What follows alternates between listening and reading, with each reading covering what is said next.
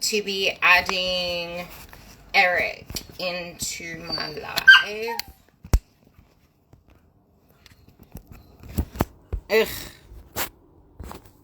If I can actually add him in here somehow. No, there we go. There we go. Hello. I invited you. Yes. Hello, hello. Hello. How are you over there? I'm doing really well. How are you doing? I'm doing great. I'm going to look her out if she keeps barking. But so I actually tagged you in a post this morning. I think that will be a great place to start off with the fact that people need to stop jumping. We're going to be talking about not going to extremes and the importance of actually evaluating where you are now and the resources you have and pretty much busting myths, because if you follow Eric, you obviously know he's all about myth busting Mondays and pretty much shoving a lot of very obvious facts to people. But the thing is, when you're so emotional and when you want to result so badly, you don't have the logic to actually be like, well, duh, that's logic. So I guess we'll take it from there, and basing off things like 75 hard and people wanting results yesterday and actually putting in the science to it and realizing results don't happen that fast if you want them to last. For sure, yeah. I think that a big part of everything is thinking about the long run, right? When we look at different fads and when we consider these programs like you just mentioned, 75 hard, I didn't even know what that was up until maybe like a few days ago. And when I hear about that, I'm just kind of like, well, it sounds a bit drastic. But for some people, maybe it'll work. Who knows? It's definitely not something that I would recommend, or yeah, I wouldn't even like suggest it. But it's one of those things that it's like maybe it gives someone that kick in the butt to get them going in the right direction. Maybe. I don't think it's a good idea. I don't think that it's even, and this is what makes it not a good idea, that it's not sustainable, right? But then when you mention like, as far as like the myth busting that I'll do, like myth busting Mondays, maybe to you and I, those kinds of things, they're obvious facts. But we are so deep in it that it's just like, of course, we know that rice is not going to be a good source of protein. It's going to be more of a carbohydrate, right? But there are lots of folks who might not know that. I'm working on a post that it talks about education being an important part of just overall health, general health, fitness, and all of that, because some folks might say that education is not an important piece of the puzzle, but I would strongly argue that it definitely is. Imagine if we have, and this is what the post is going to mention, that here, folks like you and I are telling people, consume adequate amounts of protein, right? Like, we want to make sure that we're getting enough protein. But what about the person that thinks rice is a protein source? And that right there is a downfall from an educational standpoint. So again, I think that we'll do this myth busting and do all these different things, and like you mentioned, there can be these obvious facts, but education is still an important piece of the puzzle, because to you and I, we know this, and other coaches might know it, but then you have other coaches that maybe have a really nice physique. You have dietitians and trainers and all of this. And they might just be spewing some just straight up just shit information, And the biggest thing in whatever it is that we do with education is you can't just say one thing and be like, this is why it is. It's because there's going to be nuance to everything. And just like when someone says, like, pretty much anything in general, it's just like, you need a hat. Let's just say, what's an example of something people always say? Oh yeah, so you can't just cut out that much calories, for example, and go down to like 1,500. But it's like, yeah, but you don't know what that person was doing before. You didn't ask questions on how small that person is, what that person's activity was like, if they were eating before. And then there's the nuance of in this industry, now it's all becoming so convoluted into, okay, but are you actually changing your body long term, or are you trying to line yourself up with the comp prep people that are all into the bolts and the cuts? And that's what is actually starting to aggravate me most, and it's what I'm gonna start talking about most, because a lot of people are into this whole, oh, you don't need to actually reverse up, you don't need to actually like bulk all the way up, you should be bulking all the way up, you can't build muscle and lose fat at the same time. But it's like there's nuance to everything. Like there's no such thing as extremes. Yeah, okay, maybe it's not optimal to want to stay really lean and like shred the fat off at the same time as building muscle, but no one said to go into a deficit. Like there is this thing called maintenance, and maintenance is not just one number, it's a range. And this is the biggest thing I want you to actually go on about, because you don't need to bulk and to cut and to bulk and to cut, because aren't you trying to stay lean for life? And like, I only just formed this opinion not that long ago, and that's reverse dieting is actually essential. Like the recovery diet, that's not for normal people. That's something for like bodybuilders and stuff, because if what you want to do is for life, you shouldn't be going into extreme dieting periods to the point where you actually need to restore your hormones. Like you shouldn't be pushing it that far.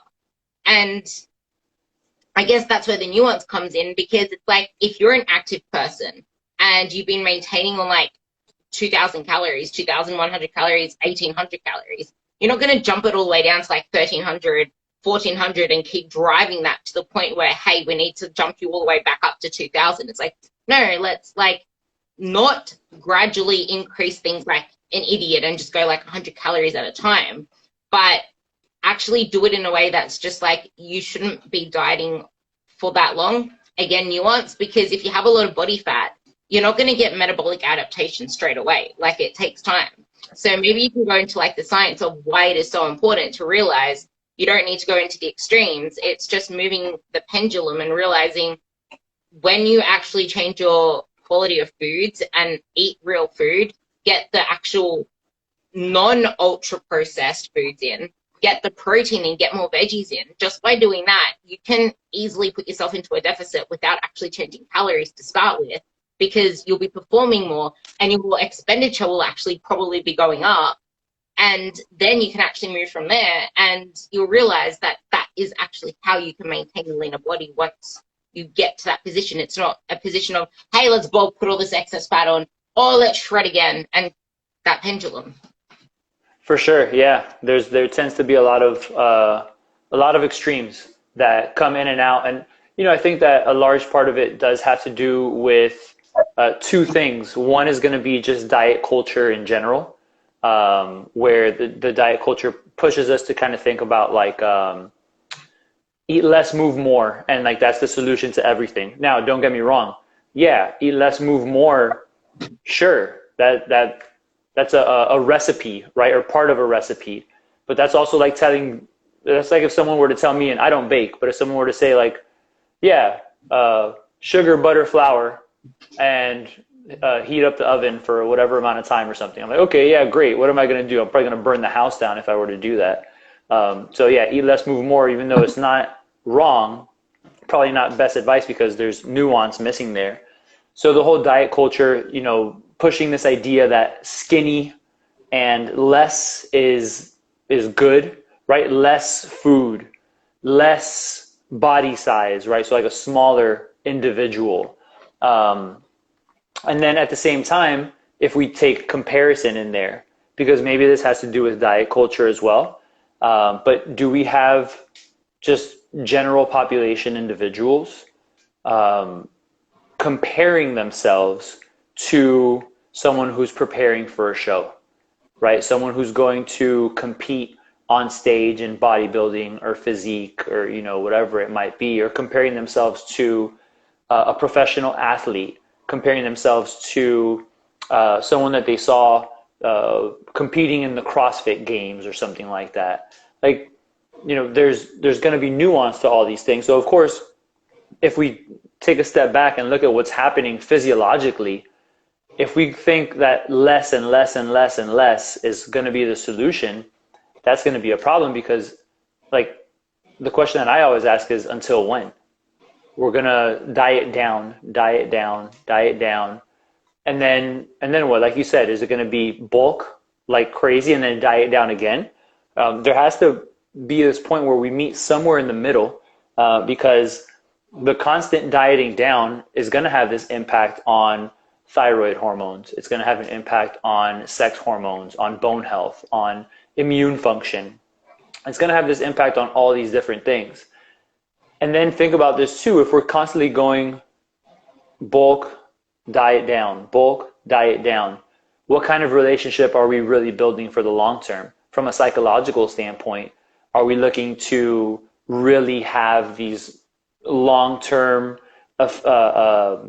habits of gain a bunch, lose a bunch, gain a bunch, lose a bunch, and then thinking that that's okay and that's how we're supposed to live, when in reality, that's not really sustainable. And ultimately, we know that sustainability is the key to all these things. So I think the biggest question to ask is, why am I doing this? Why am I really trying to achieve a particular physique?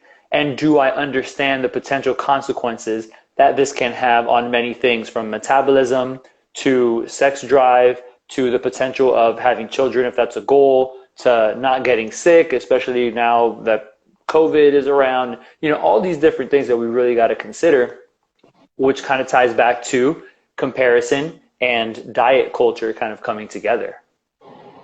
Everything you just said is exactly what I want you to dig into, because it's like, if you're just going to keep pushing the bulk and the cut, are you really making the progress you want to make in general? Because most people don't push up enough or for long enough because they get uncomfortable, especially females. And if you're going to be putting on the same fat, losing the same fat, like, most people push the wrong direction for too long. And someone said a quote and it stuck with me for life. It's like, do you just want to lose weight but look worse? Like, is that really the goal? Your goal should be, like, maintenance is the goal.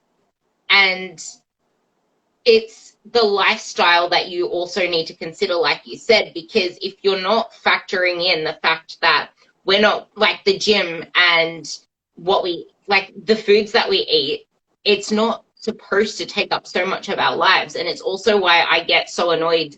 Well, yeah, okay, giving them credit and all for being creative with food, but there are lots of people that literally do not have full-time mum jobs, full-time life jobs, putting out all these amazing recipes, and then people look to that stuff and then they start wanting what they can't have, or wanting things they can't have in terms of they can't put in the time to create all these different things, or it's like the buffet effect. And it's like, you don't need to spend that much time in the kitchen. Like, you need to think about, like you said, the intent. Are you trying to make this part of a lifestyle that you can sustain? Or do you want to burn out too early and say, no, this is too much of an effort? And I want you to go back onto that whole less. And it's like, okay, but to what point? And then there's the before and after photos. But I don't agree with the term after, because it's like, what happens after that? Do you just drop dead? Like, do you not have a life after that after photo? Is it just like, here's your before, here's your after, goodbye, you're not a human anymore, you're dead? Like, there is life after that, but what is happening after that? And I'm usually the one that gets people coming to me hesitant to even join up because they're scared of actually eating more food, without realizing that they are already eating more food. They just have on paper that they're eating 1,200 calories, or they're literally eating so little calories that their body has adapted to such a degree that maybe their menstrual cycles are screwed up. Maybe they're always getting sick. Maybe they're always lethargic. And then as soon as they start the new lifestyle, they think it's not for them, because the habit still, like, they've been in this treacherous state for so long that they're scared to actually eat more, because they associate eating more with fat gain, or that's actually not the cause for as long once they start to realize. But then it's, I need to actually stop doing so much and associating, like, doing all this energy expenditure with the fact that if I don't do as much exercise, I'm going to gain fat. It doesn't equal that. And yeah, talking about pretty much that, because they're just afraid, not only physically, but their mental state from doing all of that, like friggin' extreme shit. It makes it harder for them to even make a change. For sure. Yeah, because I think that in large part this comes from, I think it's important to talk about extremes, right? Because if we think about extremes and how we tend to sometimes function in extremes, um, function in the sense of mentally, right? So folks might think that, yeah, I have to go less calories, less food. Um, and for what? Because we want to achieve something that is not sustainable, right? There's this idea that we have, and it's like, where does that come from, right? Where does this come from that we have to look a particular way? And again, is it from comparison? Is it from diet culture? Is it from being told that you're either fat or skinny your entire life? And who are the people that are saying this to you, right? And then does this drive you to go and try to compete? Does this drive you to try and just achieve a particular body composition, but at what cost? Is it going to cost you your period? Is it going to cost you your friendships and a social life? Um, and then also thinking about physiologically, well, what's happening here? Because if I'm going to drive this down, if I'm going to eat less and eat less and eat less in pursuit of either fat loss or just being skinny, um, I think it's important for people to stop and evaluate and ask themselves, well, what am I really trying to do here? Am I really trying to be as skinny as I can possibly be? Have I really weighed out the potential benefits and consequences? Because if we think less is the solution, eventually there's going to be that point of adaptation where the body says, all right, this is where I'm happy at. I'm going to stop losing weight at 1100 calories. And then the individual might also experience brain fog, and they might also experience having zero energy when they're waking up in the morning. They might experience cravings. They might experience just a change in some of their blood work. Again, like I mentioned earlier, thyroid hormones can be affected. Sex drive can be down on the floor.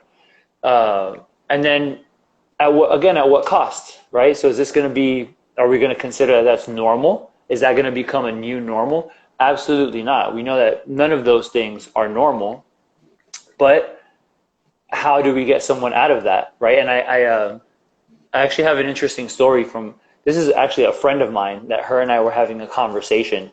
I say she's a friend of mine for context because she was not a client or a patient of mine.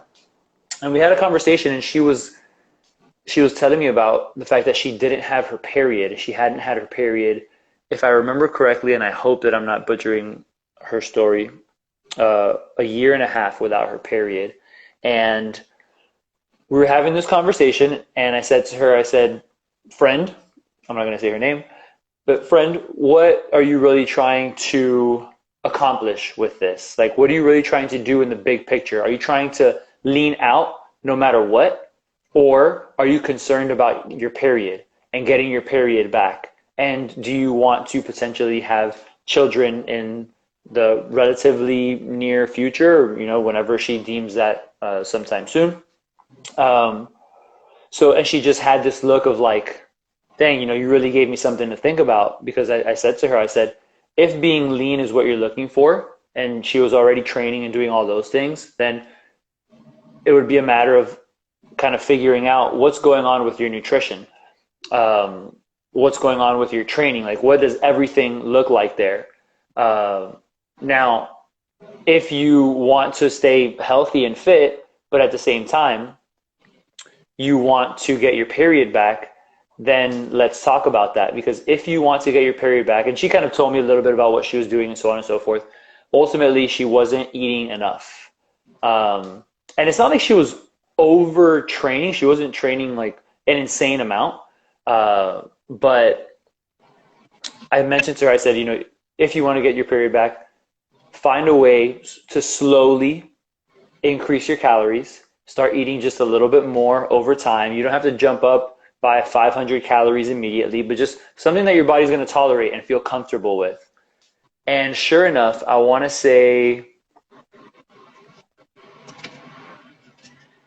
maybe somewhere between 3 and 5 months later, she sends me a message and says, "Guess who got her period back?"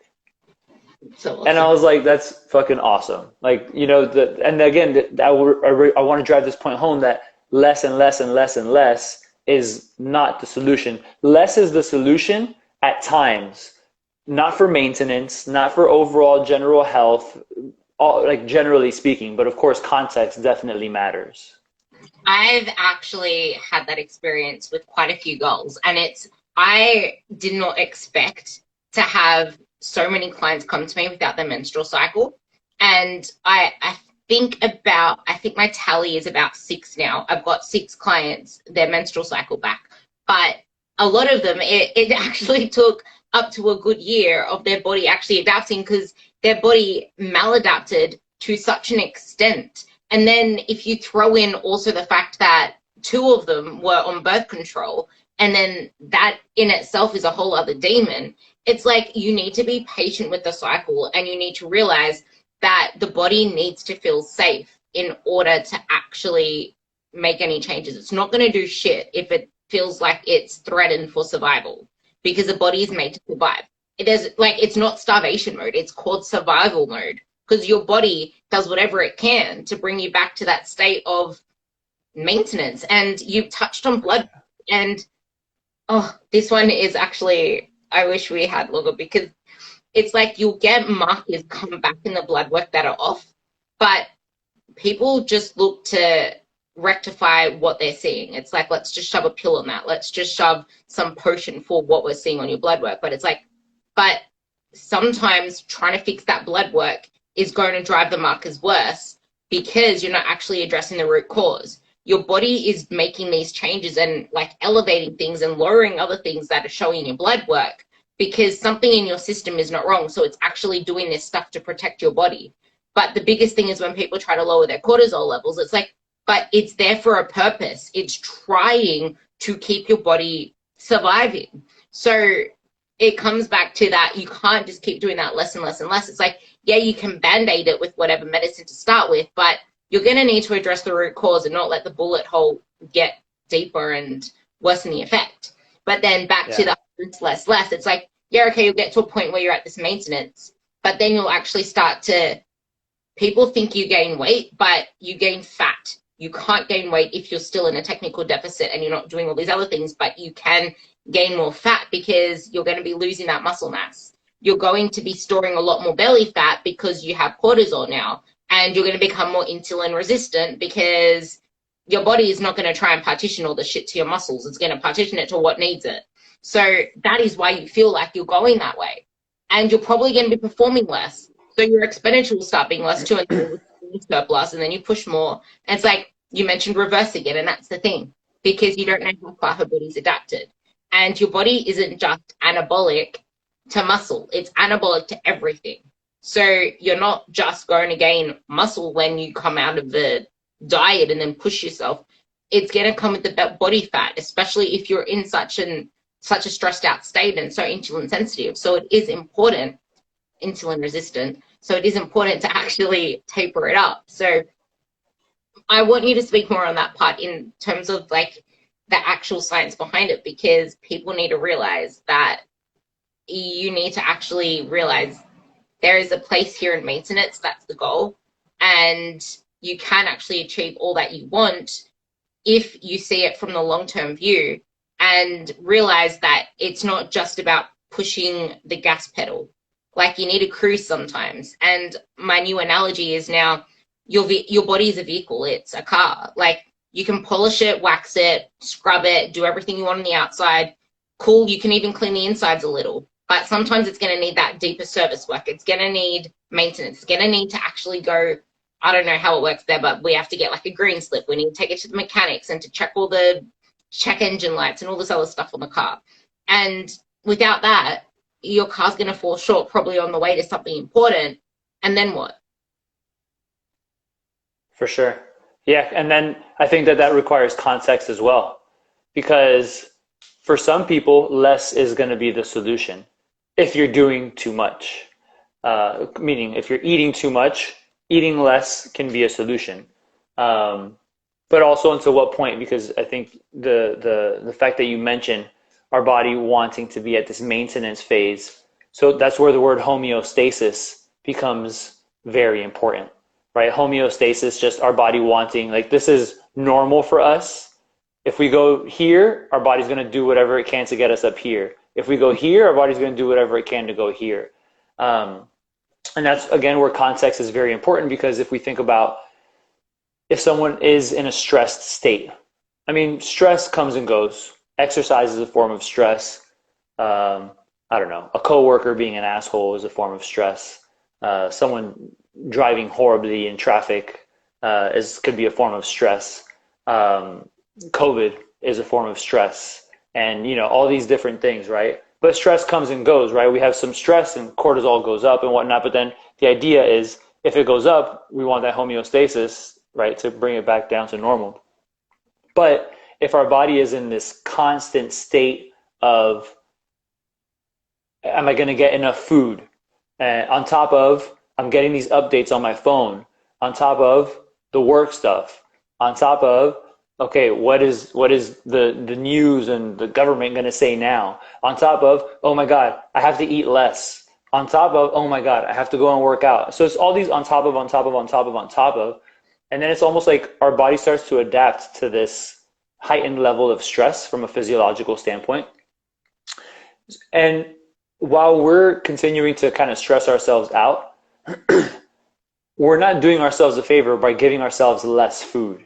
Right now, I'm not saying go and stress eat and comfort eat and all those things, but thinking that less and less is going to be the solution, it's not, because then our body starts thinking that, hey, I have to adapt to this. It starts thinking that this is the new normal in a way, but it's not normal. It's actually dangerous for us, where there's this metabolic adaptation where the body thinks, okay, this is where I'm supposed to be.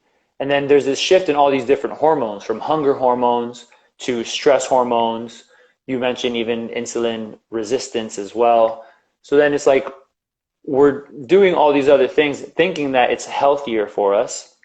Again, chasing who knows what, like what type of goal.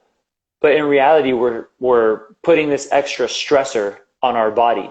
And I'm not going to sit here and say that our cortisol is going to be through the roof the entire time. Our body does a really good job at fixing that. But then what about the other things? What's going to end up happening to our thyroid hormones? What's going to end up happening to our blood sugar levels? Are they going to jump up? Are they going to go down? There's so many things that the body might go through, because it's just like going through this like shock, quote unquote, in trying to keep us at homeostasis. And I think, again, this is where context is super important, because what's someone's history? What's someone's actual goal? Like, what are they trying to achieve with all of this stuff? Because things can be taken out of context. And I think that that's why it's also important for people to be mindful of what they say. Even something like, I made a post about this recently. Rhonda Patrick, she was on the Joe Rogan podcast, and she's a very intelligent individual. But she said something that required context. She was talking about her going on keto, and she mentioned, regular population, if people are eating glucose, they're going to be burning glucose, and not be this like, they're going to be a fat storage machine, basically. Now, I mean, technically she's not wrong, she's not right, but she left out the context of calories, because calories matter. If we're going to talk about fat storage or fat loss or whatever it is, and you want to say eating keto and higher fat or more carbs and so on and so forth, it's always important to mention calories, and context matters in all these things. And like you said, education matters as well, and people don't realize that fat, Broderick Chavez says, is the best. It's like, fat is going to go straight to your ass. It gets stored as fat. Carbs need to actually go through the process to even get converted to fat. And protein, well, that's the hardest thing that's ever going to convert to fat.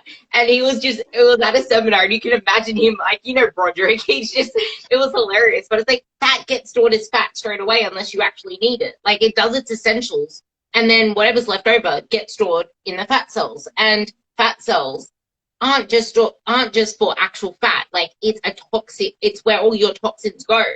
And that's the other thing. It's like, the more fat cells you accumulate, the more storage sites of toxins that you have in your body. And it's just like, you're creating such a toxic environment for your body just by being over fat. And I guess that's where the context comes in as well. It's just like, some people need that faster fat loss to start with, but you need to have a game plan. And like you mentioned with stress depletes really valuable nutrients that are needed for your metabolism, like the B vitamins, like magnesium. And without those, your actual, like, let's just call it your metabolic cycles, because there's like a few of them. Your metabolic, try to keep it simple, your metabolic cycles can't actually do the rounds because it's lacking the input. It's like, you can't make pancakes without egg, for example. It's like, well, that's just an example. It's like, you can't just put flour into a pan and be like, there you go, there's your pancake. Like, you need all the ingredients to make the freaking pancake. You need all the ingredients to get your body to actually churn the fat. And same with the cortisol. Like you said, like, your cortisol will stay elevated for a long period of time until your body gets maladaptive. And just like you get insulin resistant, I'm pretty sure you can get cortisol resistant as well. But cortisol with adrenaline is needed to actually kickstart the fuel burning process of burning energy. And then that's when you start to realize, okay, I'm in this hyper state. I'm not burning energy as I should because my cortisol receptors aren't actually doing their job. My adrenaline isn't doing what it's supposed to do because all these levels are just all crazy. And I'll let you kind of go into that whole, this is why your energy expenditure isn't in line with what you think it is. And like you said, context. It is very rare now, very rare, to have a client / patient come to you clean slate. They have tried shit before. And without knowing the context of where they're coming to you from, you can't really direct them because they could be maladapted. And if you slap a macro calculator sum on them and it says they're up here, but they're maladapted down here, that ain't gonna work. Or if it gives them something down here, but they're somewhere up here, like with me, that ain't gonna work. Yeah, for sure. Because the context always matters. So knowing the history is going to be super important. You know, and even to the point that you mentioned, because context is always going to matter, even in an individual that's stressed out, and understanding those mechanisms of how cortisol works and how insulin works and how glucose metabolism works. Understanding the context behind that is super important, because just because cortisol does X, Y, or Z, potentially causing fat storage or those sorts of things, in order to get to that point where cortisol has these negative effects, like, we have to be totally screwed as far as like metabolism goes and the way that like our hormones are functioning. Because even though we can get to that point where our body's not going to function properly, generally speaking, it takes quite a bit for someone to get to that point. I mean, they have to be run down, potentially like either starving themselves or overfeeding themselves, just not managing stress properly. And that's just the context to it. Because, yeah, I mean, someone can potentially not respond very well to cortisol, in the sense of maybe they have cortisol like spiking up too much, or it just stays so low that they can't even produce energy levels to function. But there's context in all that, right? So there's context in understanding, like, wow, yeah, there's cortisol, insulin, sugar, and so on and so forth. They do so many things.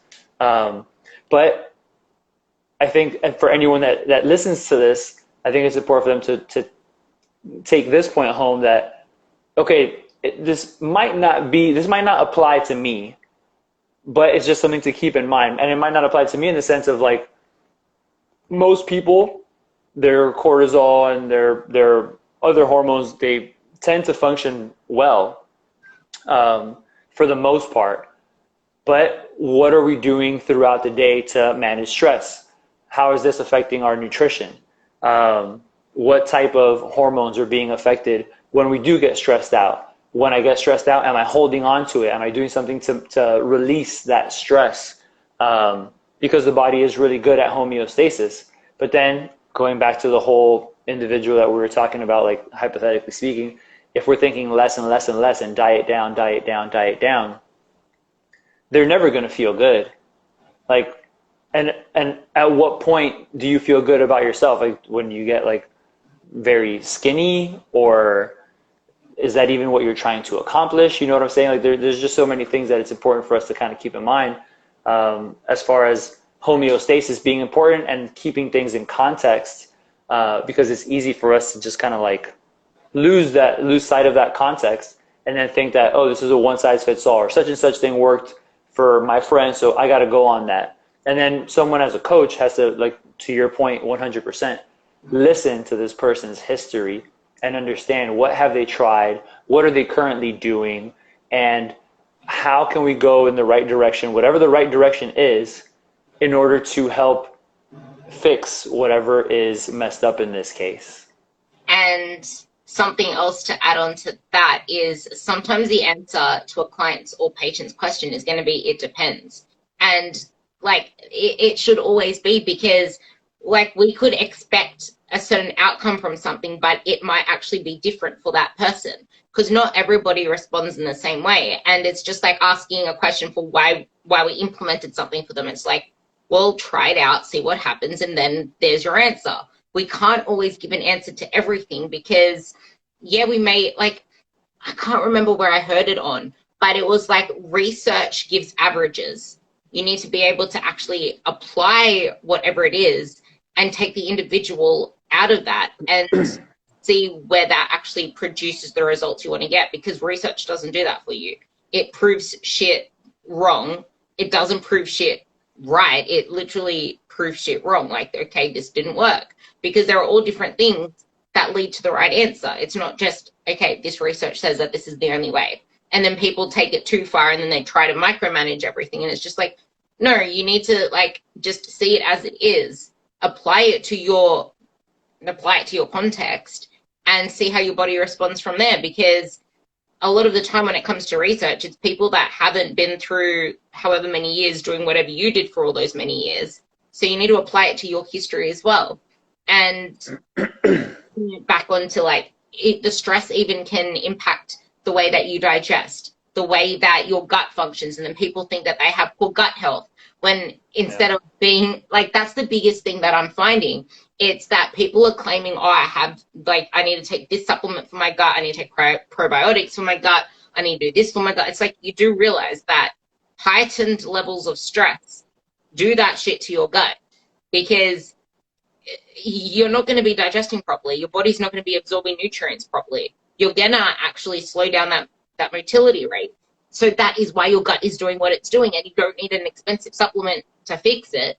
You just need to make it easier for yourself. Like, something that I do as often as I can when even I'm stressed out or when my clients are stressed out, make food the easiest that you can to digest, absorb, and assimilate, like mincemeat, fish, stuff that's already pretty much pre-digested.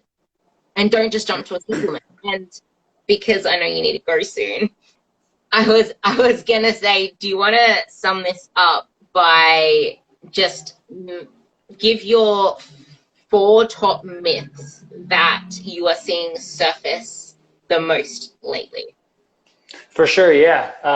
And maybe hopefully we can do this again some other time.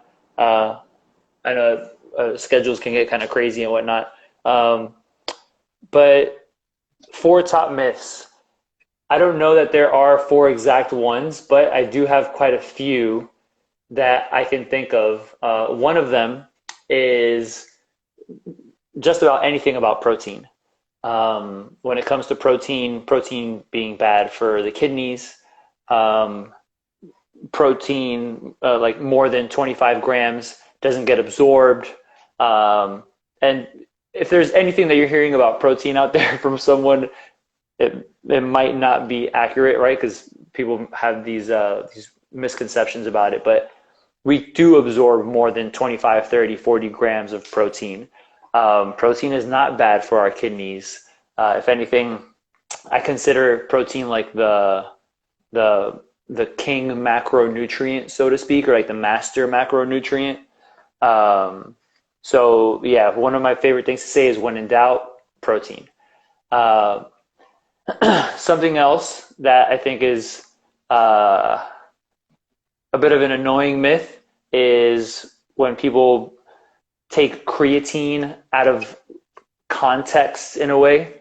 Um, I think that when they mention something like creatine being a steroid or that creatine caused someone to have roid rage, um, and I'm just like, people don't, and you'll see this like on like websites, like media outlets and whatnot. I'm just like, listen, the people reporting this stuff don't even understand what creatine is, what it does, how it works, and any of that. So a lot of the stuff that people say about creatine is another one of my like favorite myths to bust for sure. um, Another one that I think is important to mention is about women and women lifting. What's up, Scott? One is women lifting and lifting being bad for women in the sense that they're going to quote unquote look like men. I mean, what does that even mean, for one? Um, and the fact that people think that if women lift weights, that it's going to affect their menstrual cycle, or I mean, just so many different things that you might hear. And it's just like, no, women, men, whatever, dogs, everybody should be lifting weights in some way, shape, or form. So those are three different areas as far as like myths are concerned. I think another big one that I'll kind of finish up on is that supplements aren't helpful. Uh, that like a multivitamin is just expensive urine or expensive pee. Supplements are proven to be effective. We just shouldn't look at them as the answer to everything. They're called supplements for a reason, right? They're not called replacements like, hey, I'm going to take this replacement pill. They're not called instead ofs. They're supplements. So they're supplemental to our nutrition. So I think with that being said, supplements, they have their time and their place. First and foremost, take a look at the big picture of what you're doing as far as nutrition, stress management, sleep, exercise goes, and then of course supplement as deemed necessary there. The right supplements at the right time for the right individual. Except vitamin D, definitely take vitamin D. Yeah, that's one that, man, I've seen so many people are deficient with vitamin D. It's crazy. It's like my must. If someone says they're not taking like the magnesium, I'm like, that's cool. Just make sure you're taking your freaking vitamin D. But Yeah. Scott mentioned something. I just really wanted to mention something. Yeah, he meant resistance training, but he said the wrong word, but that made me think of something else. Yes, protein is the king for everything because your mitochondria relies on enzymes, and enzymes are protein. You're not going to have a healthy functioning mitochondria, which, hey, is actually what burns fat and burns energy and does all the good shit. You're not going to have that functioning if you're not eating enough protein, because protein isn't just for muscles, and that's why you don't just absorb the 25 grams. It's used for everything, your bones, your hair. Like, I know for sure that since I've been fueling myself properly, my hair came from there to all the way down to my bum in like literally 2 years, because Wow. that, I don't know how, but I'm actually eating properly now. Like, I'm not cuts and stuff for bodybuilding and all that stuff. So yeah, I just wanted to really touch on that. But this was such a great live. We touched on so much more than I expected, didn't we? So all of We that did. will post it up as well, because there's so much goodies in here, and I'll put it onto my podcast. And thank you for coming on. For sure. It was my absolute pleasure. And I think it could be cool if we are able to ever do it again. I know it was kind of crazy just trying to get this one to go. My schedule's kind of wild. But thank you for having me. It was a pleasure to be on here chatting. Okay, thank you so much, and I will speak to you later. Alrighty. Bye. Bye.